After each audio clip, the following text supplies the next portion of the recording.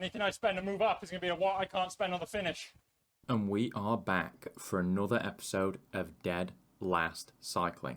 It's race 3 of Zwift Racing League, and with third place in the league table up for grabs, the Sea Slugs would need their sprinting legs on for this one. So, the Croissant. Looks innocuous, but there's a couple of spots where if the big boys want to hit it, they'll be able to hit it off. On paper, this course does look fairly tame, but an organised team, if they wanted to, could at least hurt people who were out of position. And with the stronger teams in this league having some real watt machines, it was going to be important to stay switched on. But in any event, it was going to be a big group that made it to the finish. I'd expect 40 plus people to survive to the end. I should be in that 40 plus, but my legs feel wooden today. Really need to work on my sprinting, so this is an opportunity. With so many of these Zwift races coming down to sprints, albeit with reduced bunches, it's obviously something I'm going to need to spend some real time working on, because right now my technique just falls apart as soon as I'm fatigued. So I would expect, up to this little Dostiane, people should squeeze a little bit, because it'll force the weaker riders to work on the back and just death by 1,000 cuts them. If you go over in bad position, you have to work harder to stay on, and so on and so forth. Go over in good position and you're just big chilling. Dostiane is the only real threat on the Croissant. It's an awkward little rolling uphill followed by a cobbled descent. If you're one of the lighter riders in the group and you get it wrong, you can end up having to work really hard to stay connected.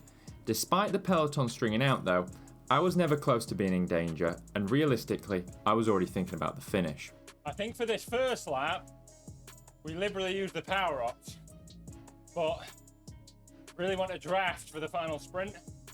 I don't think I'm strong enough to come out of the wheels, but a draft should help me punch up as high as possible. Like last week, if I can get top 20, I'll be happy. Top 20 will score decent points for the team. Now, I did well last week, but I'm surprisingly one of the lighter people in this league, which also means I'm in the bottom half of absolute watts. Not the best recipe for a good result in a mundane sprint stage.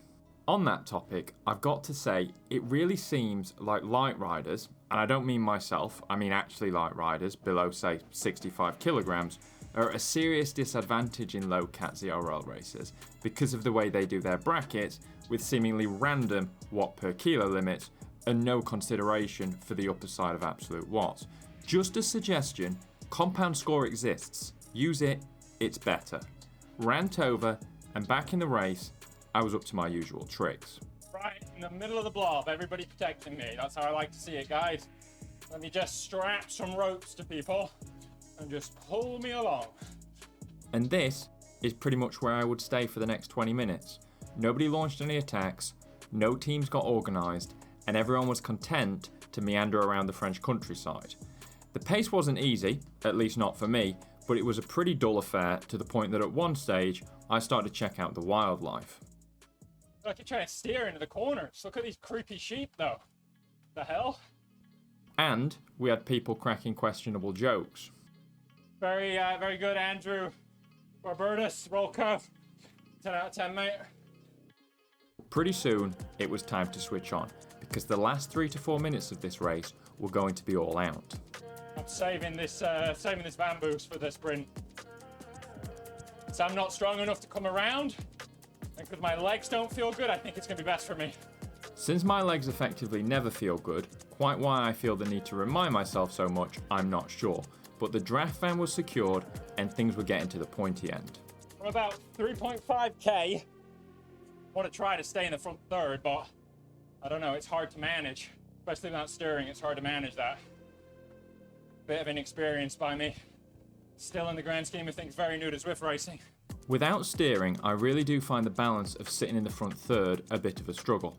Hopefully that's something that'll improve with experience. Right past the creepy sheep and the creepy pigs.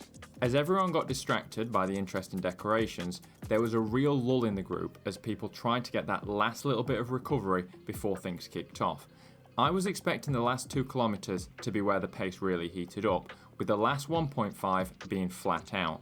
If I could hold position and be in the top 20 wheels going into the last 500 metres, with the draft van ready to go, I'd be in with a shot of scoring the Slugs some good points.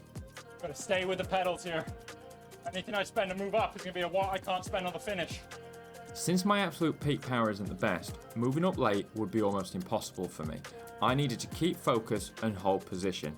I did find just enough time to get some more complaining in though. Don't want to be on the side here, Getty. It was about to be time for my first big bunch sprint in Zwift.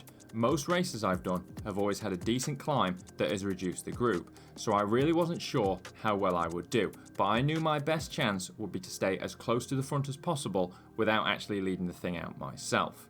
As the first few long-range specialists started to try to hit out for home, things were going well. I was towards the front of the group, holding on more or less where I wanted to be. It was just a question of whether I'd actually be able to convert this position to a good points finish.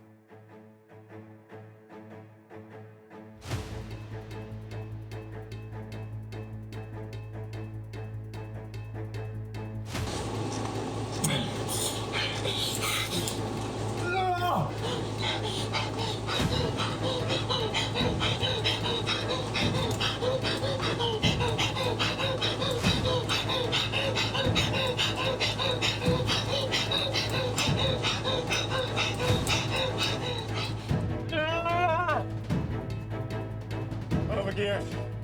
Way overgeared. Way overgeared.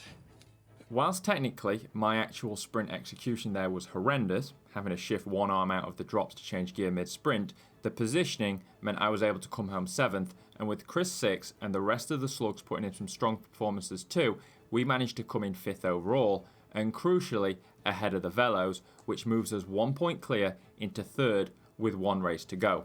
Holding on to that 3rd place is going to be a tall order though, because next week ZRL has a points race in store where recovery will be hard to come by. Chapeau to my teammates as always. Chapeau to everyone else. You got this far with me. Thank you for watching. If you can comment, like or subscribe, I thank you again, and I'll see you all next week.